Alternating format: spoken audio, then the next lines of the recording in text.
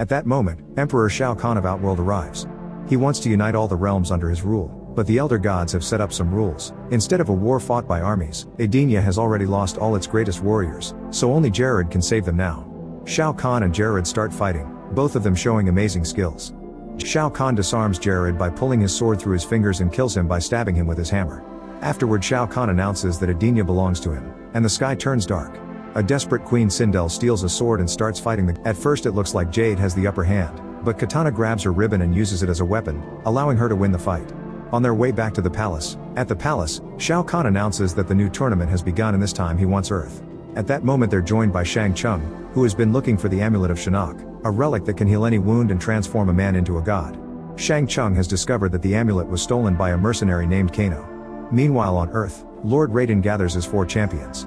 An hourglass indicates that the tournament will start soon, but they're still missing a warrior. They need to complete the team as soon as possible. In an old warehouse, Johnny finds himself surrounded by thugs. He gives them the finger before he starts fighting them, showing his amazing combat skills which allow him to fight multiple people without breaking a sweat. A woman almost finds him anyway. Using a few objects, Johnny manages to block a few hits, yet Baraka is still too strong and punches him to send him flying through the roof.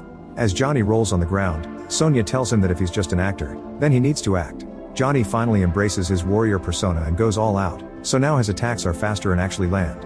In just a few seconds, he corners Baraka and keeps him distracted in a tournament that will decide the fate of the world. Johnny thinks they're just some crazy fans and doesn't believe them, so Raiden uses his power to open a portal. Now Johnny believes them, so he crosses the portal to arrive at Raiden's Sky Temple. He watches the other champions train and realizes they have powers, which sounds unfair to him since he doesn't have any. Sonya explains that the tournament is called Mortal Kombat because the champions can die in battle, causing Johnny to freak out and announce he wants to quit. Raiden points out that Earth has lost 9 tournaments, so if they lose this one to Shao Kahn leave because he doesn't think they can win without an army to match Shao Kahn's. Liu Kang challenges him to a duel, but Baraka turns him down. Then Johnny starts insulting the clan and calls Baraka a coward, hoping to make him accept the challenge. Unfortunately, Baraka now wants to fight Johnny, not Liu Kang. The battle begins and Baraka uses a blade that he creates on his arm and can shoot projectiles.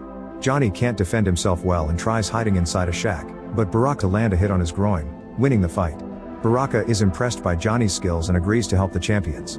That night, Baraka guides them to the tunnel and kills the guards at the door. Unfortunately, he can't go with them because Tarkatans aren't allowed in the castle, so Baraka leaves before the champions cross the door into the castle. In the throne room, Shao Kahn wonders how he should make Katana talk. Quan Chi has already revived Sindel, so he threatens to make Katana watch him give him the amulet and kicks him, causing him to fall off. His body has a rough landing on a lower platform and accidentally drops the amulet.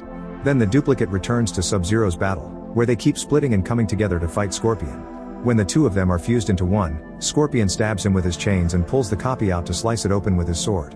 While Shao Kahn knocks out Katana, Sub-Zero flees his battle to retrieve the amulet. Then he gets ready to kill Johnny, but at that moment Jade appears. It turns out Katana's words did change her and she was acting to get a better weapon, which she now uses to shoot a rocket at him, but he senses her presence and throws a metal rod to kill her. As her body falls, the rocket is shot anyway, so Johnny jumps to dodge it and the rocket hits a helicopter instead. However, none of this is real. It's an old movie currently playing on a TV. Johnny used to be a very famous action star, but his glory days are gone. Now he tries to make money by signing autographs and sending merch at conventions, where nobody pays attention to him after the event. Johnny is in the parking lot putting away his things in his car when he's approached by Raiden and Sonya, who want him to join their team and fight. Shao Kahn grabs her by the neck and chokes her, calling her weak like her father. Remembering Jared's support, Katana takes her ribbon and jumps to wrap it around Shao Kahn's neck. She removes his helmet to show the crowd his face before finally killing him by rotating her fans against his skull. The tournament is finally over and Adonis is free again, so the crowd declares Katana their new queen.